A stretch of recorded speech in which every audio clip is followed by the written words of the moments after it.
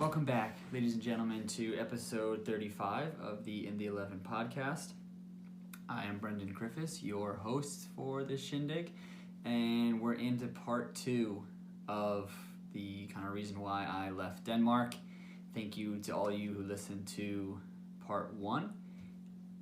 It was, like I said in that episode, it was kind of tough to talk about some of that stuff, and I'm sure today won't be much easier, but again, the whole purpose of this podcast from the start was to see if I can try and help people, to see if I can share a story that people can resonate with, whether that be athletes or non-athletes. I think hopefully some of the things that I've experienced can provide some value to people. So with that being said, let's get it rolling here.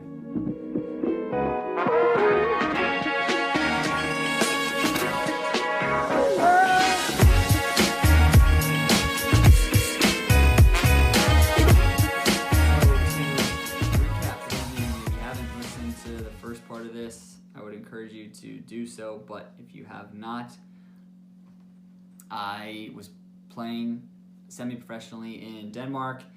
I had a pretty good opportunity with a pretty decent level club there, and I had fostered some opportunities for myself to go on some professional trials, which was always what the dream was, or what I thought the dream was for myself in Europe. And as I was there, I was realizing that I was kind of unhappy, and I was struggling with a lot of different emotions and feelings and trying to battle those while also playing and performing at a high level. It really did a number on me psychologically, and I eventually had to make the decision that I need to do what's best for me here and switch something up, because something's not working, things aren't feeling right.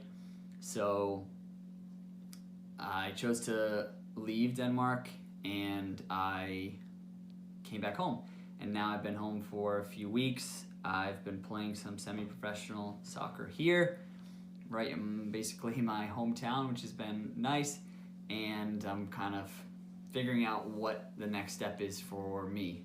And it might mean still trying to pursue the game as a professional. It might mean exploring different avenues within the game or outside of the game as well. So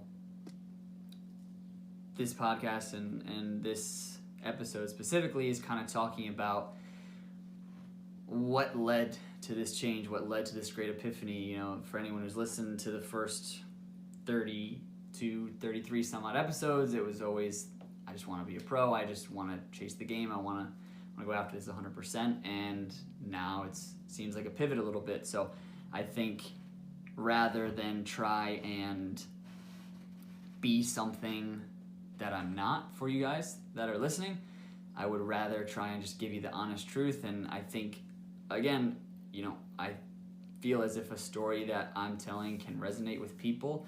I think this story as well of a potential transition out of the game is something that isn't often talked about either, and it can maybe provide some value to players who are kind of going through something and feel like the game just isn't right. It isn't fitting the way that they wanted it to, which is where I kind of was at when I was in Denmark. So, the main catalyst for a lot of the self-reflection and thought that I underwent came from being in Denmark and being isolated and being, on my own almost 24/7, and having my only really outlet to do something other than sit inside my own thoughts was to play football. And when you have, football as this savior in your life, it can be a blessing and it can be a curse. And I think even for those who say that football is, their one saving grace, it is their everything, you have to have some sort of balance. And I struggled to strike that balance while I was in Denmark, and I felt like the only way for me to get myself kind of out of it was to come back home and press the reset button a little bit and then move forward from there. So like I said, that was the catalyst of just being on my own so much. And it's hard. Like, isolation and solitude, it's not easy things for any person. And I think learning more about myself and trying to figure out who I am as a person has led me to the discovery that even more so it's something that I struggle with. I think I have over time become more comfortable and confident through repetition of being in situations where I'm on my own, I have to figure things out, or being able to kind of occupy my time and my mind by myself. But I also really enjoy, interactions with other people. I really enjoy working with people. I have enjoyed, roles in the past where I've been a coach, or whether I've been something that involves fostering relationships. That's something that I value as well. So I'm trying to figure out a way in which I can continue to move forward with having that be an emphasis in my life, because I realize that yes, I love the game so much for what it is, in that actual X's and O's and tactics and technique and all those types of things. But at the end of the day, I think what I maybe overlooked was how much I love the game because of the people that it brought into my life. Like, some of the best friends that I have in the whole world, I've shared a field with, I've been in a starting 11 with, and that is something that I love and I'm grateful for, but maybe I didn't actually look at it from the perspective of maybe this is the reason why you love the game so much and why you chase it, because you keep trying to, you like being in the team environment. You like that camaraderie that I think is very hard to replicate in something other than a team. This bond that you form with people when you go and you do something athletic, you do something challenging physically, it's very different than, a simple 9-to-5 job where you kind of work with people and their coworkers, and I never felt that closeness when I was in those types of settings. And so maybe for me it's evaluating what kind of do I care about the most. Is it because in the professional soccer world, as I've mentioned, it's going to be a lonely pursuit. It's going to be difficult, and it's not always going to allow you to create these long-lasting friendships and things that maybe were available to me as I was coming up in the game. But once you kind of switch that mindset and it's, okay, now it's professional, now it's everyone's fighting for a job and you have to kind of go where the market is, you have to go where there's an opportunity. It's just such a different atmosphere. It's such a different feel to that of everything that you've been brought up in the game, where it's been about fun, it's been about playing with your friends, it's been about trying to get better, but you've always had the people around you in your circle to be able to do that. So that's some of the thoughts that I'm trying to have here as I move forward. And I think, so as I get into it here, I think one thing that I started to realize about myself, and actually it was pointed out to me by a mentor of mine, was I felt like that exact idea that I just spoke to you about how the game can be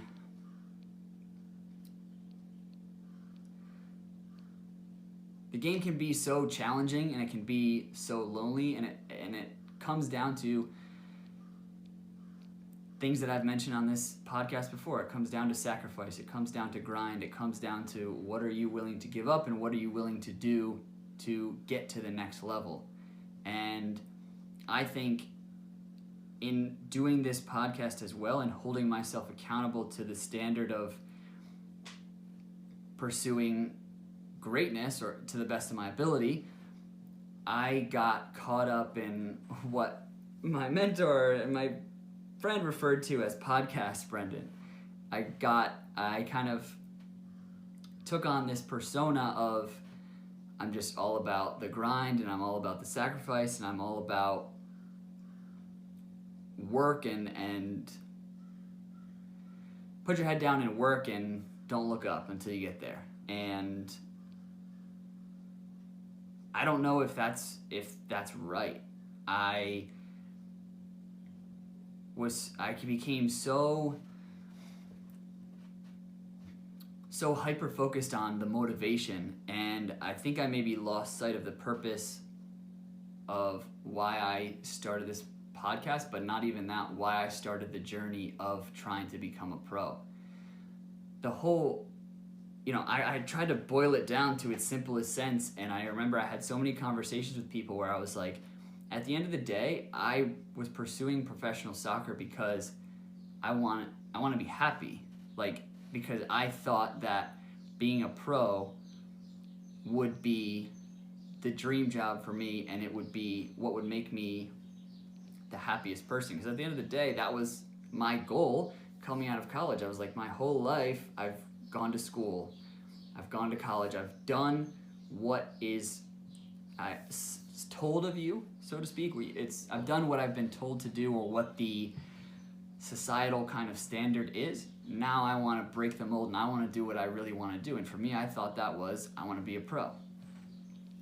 And I think as I got into somewhat professional environments, or I experienced professional-like atmosphere, I started to question it.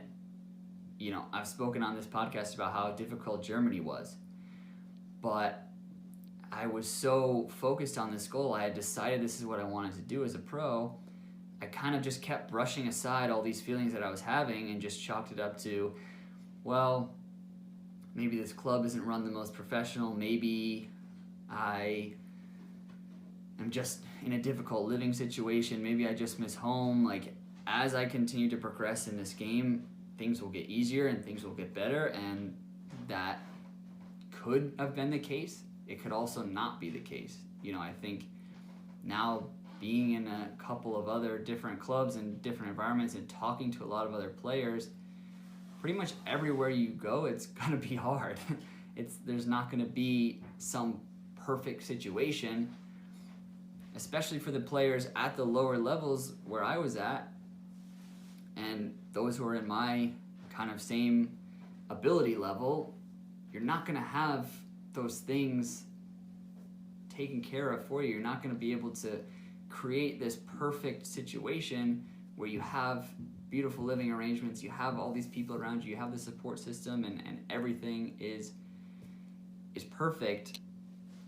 It just doesn't quite exist. Again, what I think I got so wrapped up in as podcast Brendan was, you just have to work, and you just have to keep going no matter what. Whatever you're handed, whatever you're dealt, it's going to be hard, but just keep going. And I kept not really listening to myself, or not really checking in with myself to see if I was even enjoying the process. I was just so focused on the destination that I started to fall out of love with certain things in the process. And it's not the training. I still love to go and train. I could do that for hours on end. That's still something that I love to do, but I've realized now, especially once you get to a certain level and you can play at a decent enough standard and you can train hard, that part is just, the training part is almost, I don't want to say insignificant, but it's just everyone works hard, everyone trains hard. So that's not even what it came down to. It wasn't oh, I don't want to train, I don't want to work this hard. I love that part of it. There's just so much, trialing, connecting with clubs, being away from family. I feel like that part actually makes up the majority of what goes into chasing a pro contract versus the actual training part. Just because the training almost becomes second nature. It just becomes a part of what you do, and you don't really even think about it that much. But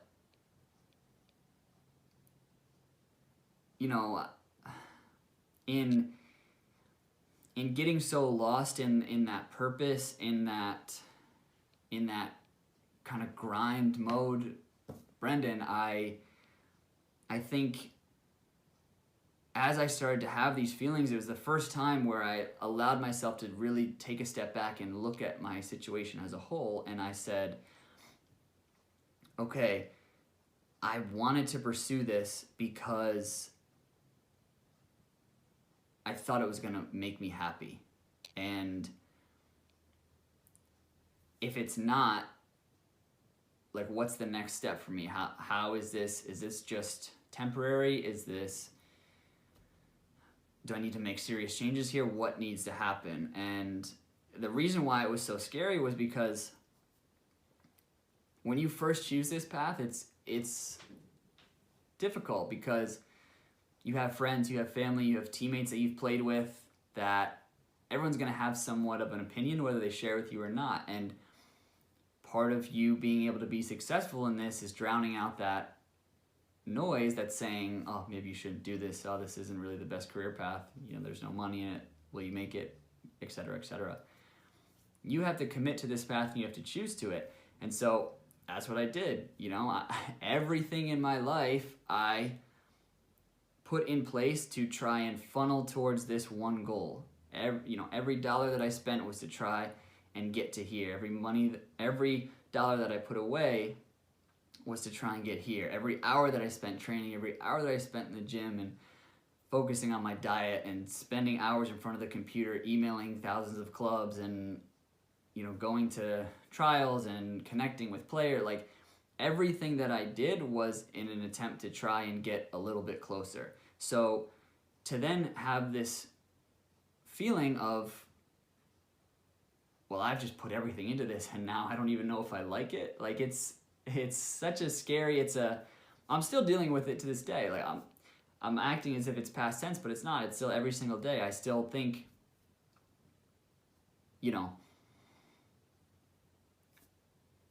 what's next? Where am I at, I guess, is the best way to phrase it, because there's days where I feel like I kind of have it figured out, and there's days where I just feel like I am staring off into space because I don't know. I was on this path for so long, and now I got off the path, and I'm kind of standing in the middle of the forest like, all right, let's figure out a new path. Because, again, like I said, breaking out of this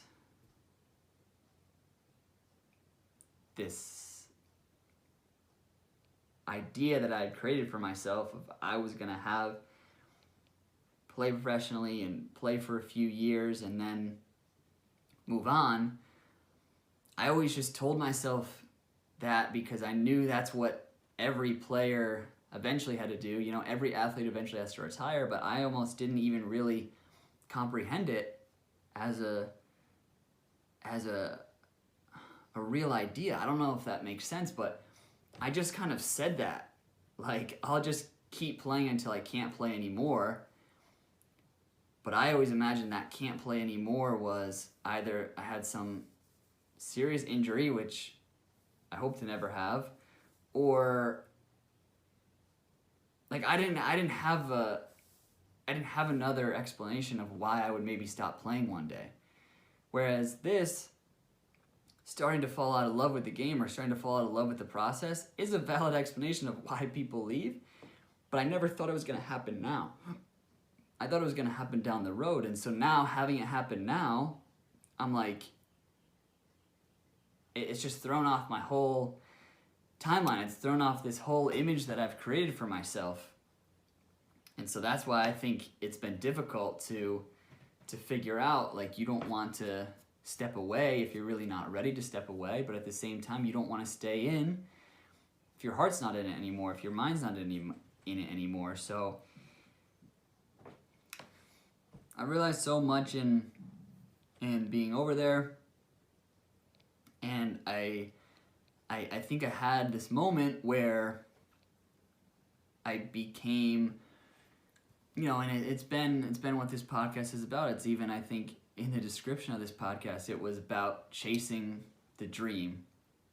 It was always about the chase, and I fell in love with that word. And I think I would like to use a different word than chase. I think, because what I started to realize was is exactly, when you are chasing something, you think about out in the world, you think a lion is chasing a gazelle, and they are so fixated on that one thing, on their prey, that it's like they have blinders on, and they don't see anything else kind of in the external environment, because you have to, if as a lion you want to survive, you have to get this food. For me, I did that in the game. I was just chasing it, and I only had my vision in one direction, and I couldn't be swayed anywhere else. And the reality is, I didn't need to be in survival mode in that same way. It wasn't like, this is the only way for me to go, is becoming a professional. There's 1,000,001 different things that I could do.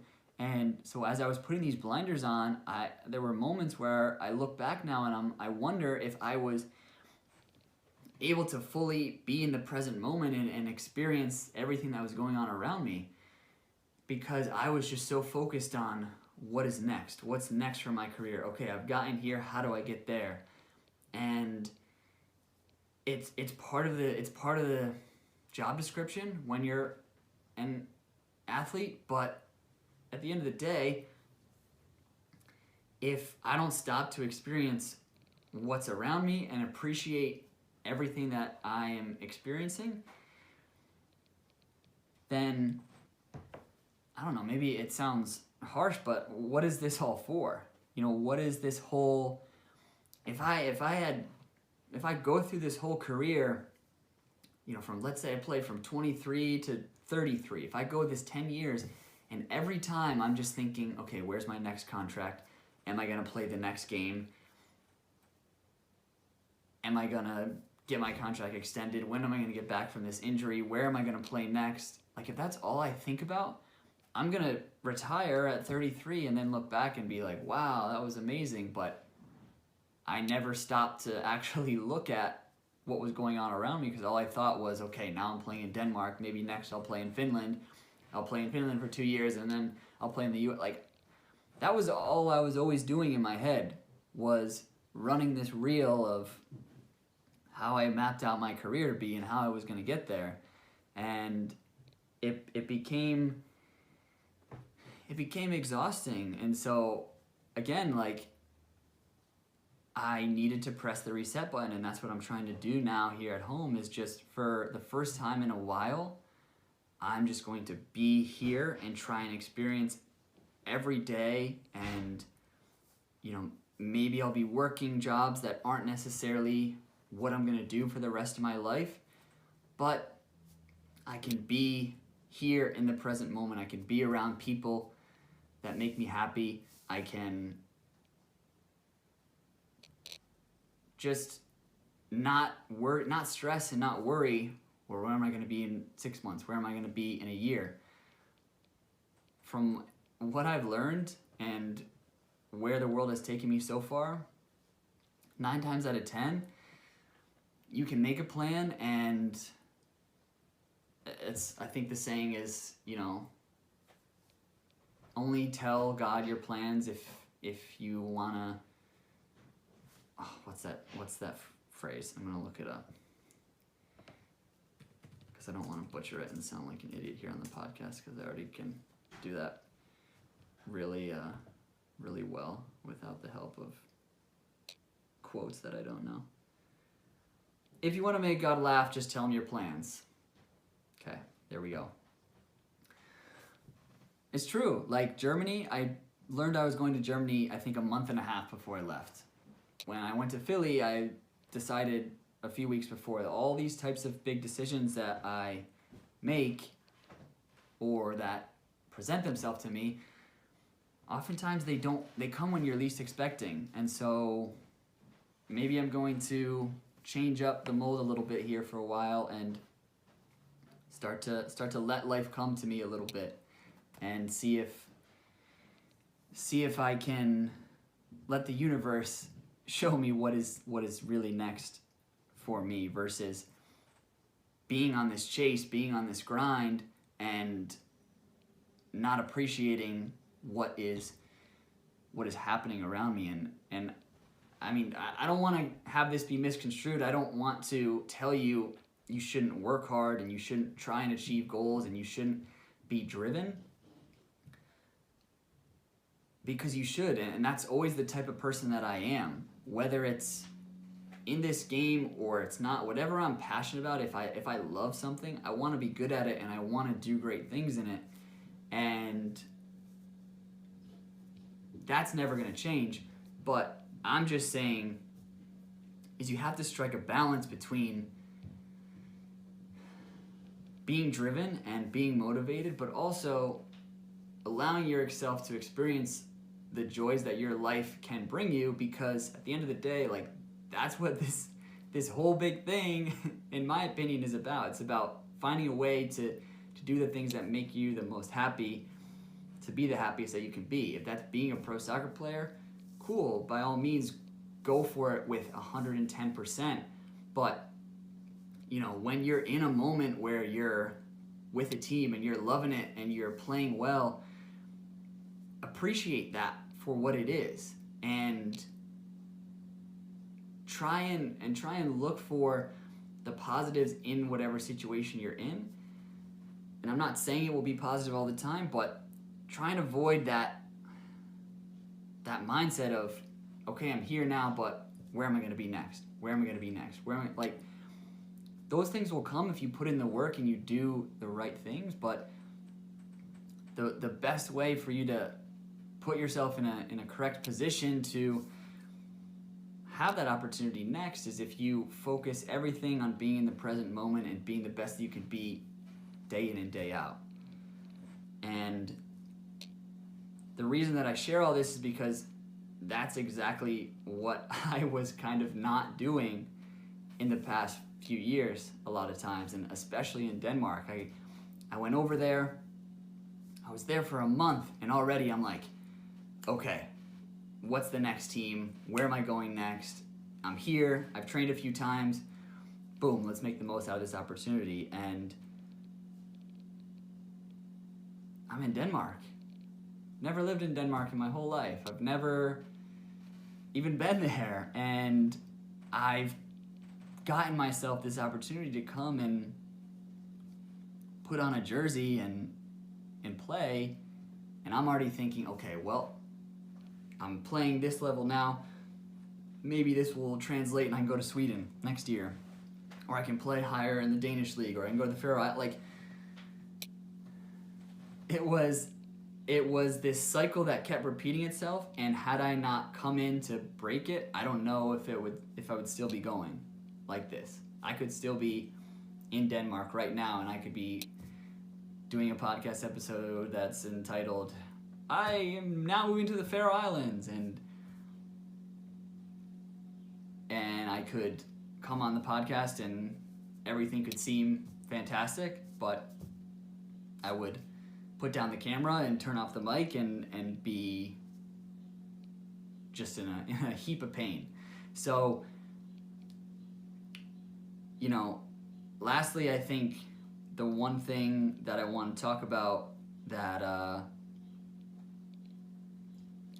is, I guess I don't know. I don't even know the right way to describe it, but I think I'd seen myself as an athlete for so long, and I carved out this path for myself, and this was the path that I chose, so this is the path I was going down, and I had seen myself as an athlete for so long that I think I almost didn't know if there was something else that I could do. I didn't know if I could be somebody else. I always felt like I could because I was smart and I got along with people well, but I would meet people, and people were always so impressed and thought it was so cool that I was chasing this dream. And I didn't know if I could see myself in any other way. And what's so hard about being an athlete in any sport is there's always gatekeepers when you're an athlete. You know, if I want to start a business, I can just go and start a business. If I want to be a musician, I can just put my music out on YouTube and SoundCloud, and people can decide if they like it or not, if they want to consume it. As an athlete, you know, you can't really just go and start your own professional team. You have to join a team, and that involves having a coach or a sporting director or someone offer you that spot or offer you that contract. And so as an athlete, you're constantly being told, yes, you're good enough, or no, you're not good enough. Yes, you're good at this, you're not good at this. And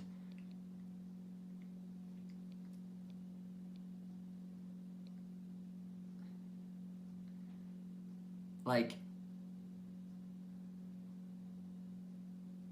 I think an athlete is one of the unique professions in which you can't really make that separation between your profession and who you are as a person. And what I mean by that is there's so many people who work 9-to-5 jobs, and they can just kind of say, oh yeah, I work at Trustco Bank or something, or I work at this hospital, or they're able to separate what they do for a living and them as a person. When they leave for the day, their job stays at the office and they come home. I think as an athlete, it becomes a part of your personality, it becomes a part of who you are. You know, I think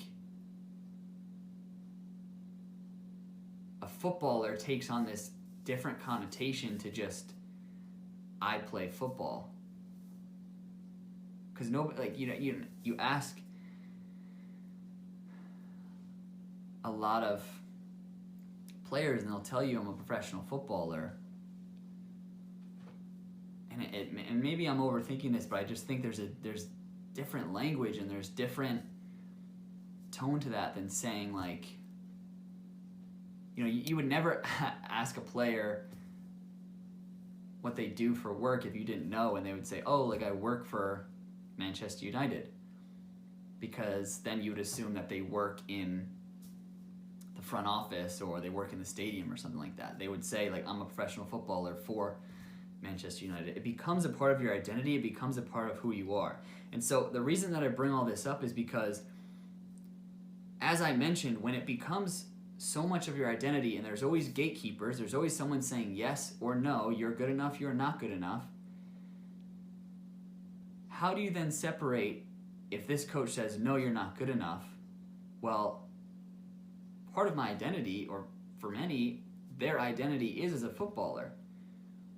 So how do you separate them saying you're just not good at football from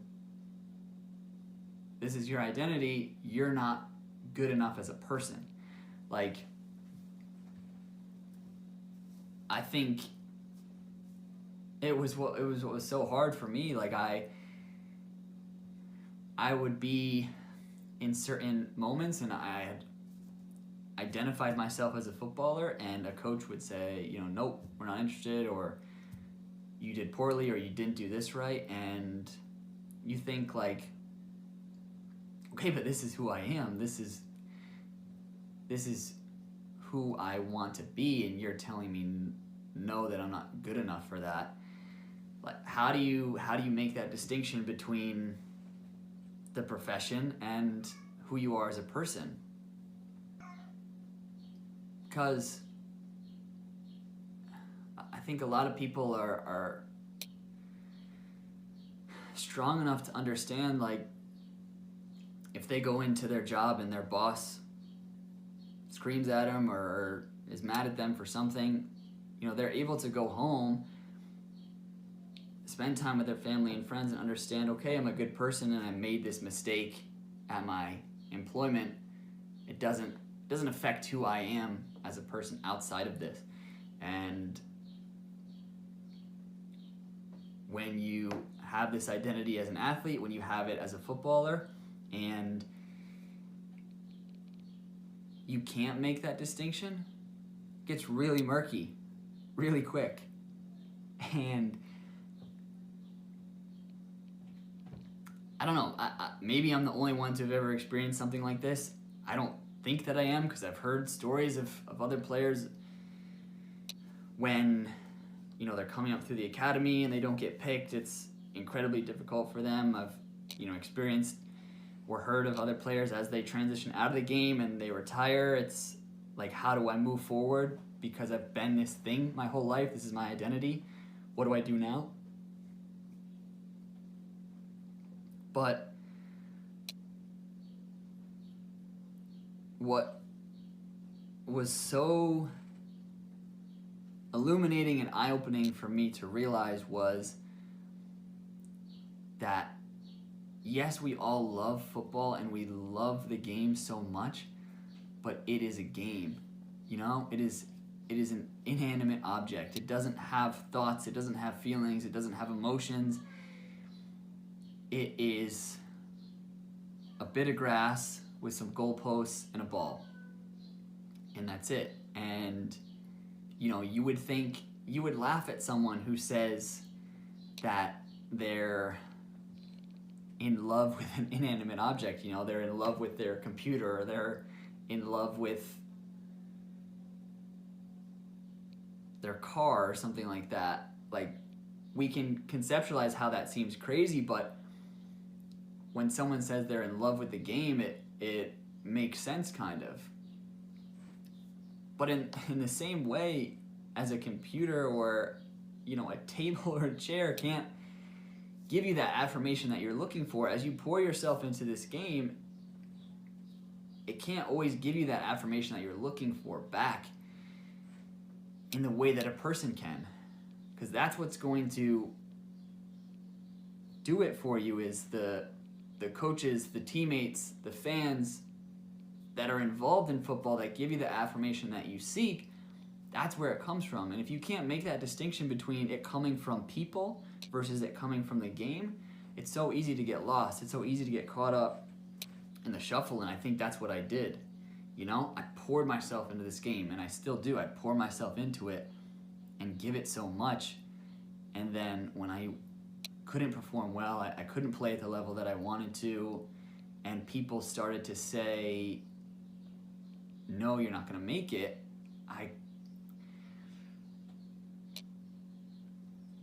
I just wasn't able to make the separation. I was still seeking affirmation from the game, and it can't give it. And that's as the simplest way to put it is, a lot of players have that problem, and it's hard. It's a hard realization to come to. I'm grateful that I have people that have been in my circle and have been supportive, that have understood what I'm going through, and that's what made it easier for me to talk about this in this way, but to also transition into maybe doing something new or thinking about doing something new. I had so many conversations with people that were outside of that's kind of who I talked to first, people outside of the game, my family and my close friends, and they said, yeah, like, I understand the emotions that you're having, and it's okay, because at the end of the day, we just want you to do what's best for you and want you to be happy. It doesn't have to be becoming a pro. It doesn't have to be in the game at all. It just, this isn't working for you. If it's not fitting right, then think about if it's not fitting right because it's just a little bit difficult right now and you can get past it, or if it's time for a change. And then what really opened my eyes was I talked to other players who were either at the level already that I wanted to be at, or were in that same boat as me. They were chasing the dream. And they were like, yeah, I get it. It makes sense. Not, some of what I was expecting was, oh, no, you can't give up now, man. You're so close. Just keep going. Just keep going. I think they could sense and hear the pain that I was in, and that I didn't know if the choice I was going to make was right, but I knew that I needed to make a choice. And they supported that. So when I had that support of the people around me, it made it easier for me to take this leap. And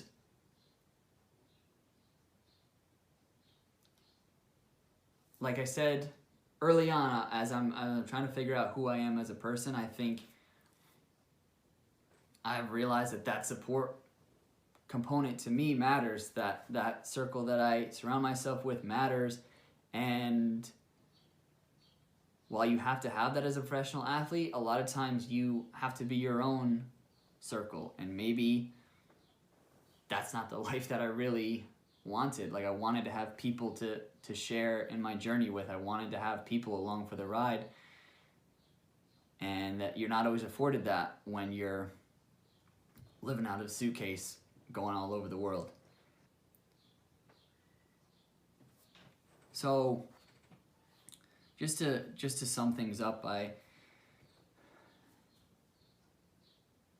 think based on the fact that I was able to put out 2-length episodes like this, I think there was just, it's obvious to see that there was a ton on my mind while I was in Denmark. And again, I want to say how grateful I am to the people that, when I called, picked up the phone, and I was able to chew their ear off for an hour and a half, because if I didn't have that while I was over there, it would have been so much more isolating, and I would have been in an even tougher situation than I already was. To then come home and have this podcast where I really talk about all these things is not something that I ever imagined for myself. I always knew I kind of wanted to try and be a bit more authentic and a bit more real than what a lot of athletes show to the world, but it's a scary thing. It's a scary thing to tell people what it's like when you're feeling your lowest, and how you even plan on getting out of that, how you plan on taking a step out of that hole. I appreciate all you guys as the listeners that are interested enough to want to see how I kind of am doing and how this works out for me as a possible career transition, or how this works out for me in the podcast.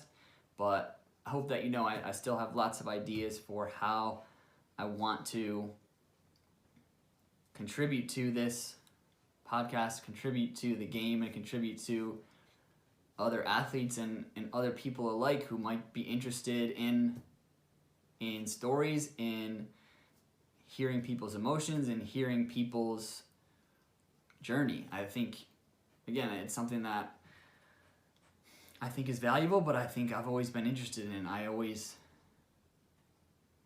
like hearing about kind of people's journey from behind the scenes and getting to know who a person is on a real level. So I hope to bring in more players in all stages of their career to come and talk on the podcast. I hope to bring in people in all aspects of the game as well to talk about things. I hope to bring in some people who can maybe talk to sports psychology, can talk to the mentality of being an athlete. I hope to bring in people who are highly successful in other walks of life, who maybe have a background in athletics, or maybe even don't have a background in athletics, but have attributes that you can see how they could also translate to success in something like athletics. And I think as athletes, as people, it's always great to learn from all types of different avenues and all types of different sources. So I hope that's what this podcast can provide, and I hope as well that in me not only bringing people on to share with you and me continue to share my story about maybe doing something new with my life, it can shed some light on someone else who's going through something similar, or who has been through something similar, or is going to one day down the road. So in order for us to do that as a podcast, I would love for it to continue to keep growing and for the audience to keep growing. So for those of you who share the content that I put out and talk about it, I'm super appreciative of that. And if you're brand new here, then definitely hit subscribe and follow along, and we'll have more episodes to come. But thank you for listening to this two-part now, this little mini-series of why I chose to leave Denmark. I hope it answered any questions that anyone had about why I chose to leave and